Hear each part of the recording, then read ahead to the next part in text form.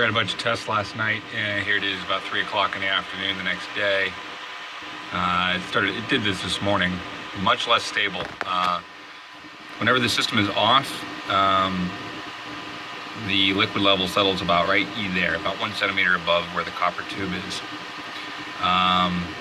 And measuring this, I mean, that would be the bottom. That'd be the measuring point to start from, because anything below that, that must be the height of the line where it enters the evaporator. There's no sense in measuring from the bottom of the evaporator. I think you should measure from at least the bottom of the inlet tube, and my inlet tube is off the bottom of the evaporator a little bit. But last night, normal stable operation of this thing was about probably 1 centimeter above that, so very, very low pressure difference. And it did not move much at all. Very, very little did it ever oscillate. But then here today, you can see it's up here 5 or 6 centimeters, and it oscillates quite a bit. Now, the block DT is not affected a great deal, but it is running a little hotter than it was last night, that's for sure. And the gradient across my two thermocouples in the bottom of the block that was almost 0, typically less than half a degree Celsius, has grown to maybe 2 degrees Celsius.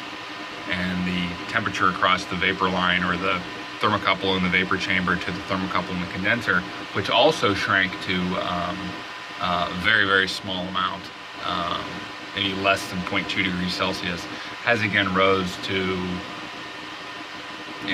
maybe less than 1 degree Celsius. So it's not a great jump, but definitely not consistent from the running last night. And I think all of this is due to a leak. I think this is the effect of non-condensables. The performance drops a little bit, and there's some non-condensable gas in there. So in all likeliness, there's a bit of superheating on the evaporator side. The pressure that it has to get in order to get condensation on the condenser side has changed a little bit. And then of course there's those non-condensables. Where do they go? I don't know. They probably go up to the top, so they could be affecting condensation. But and we just got a drop in delta T there. Might stabilize down to where it was before. But whatever it is, it's not good. So I do think there is a leak here, but I still was able to get some good data out of it last night, even though the block DTs suck for this condenser. Yeah, we're coming down to 27,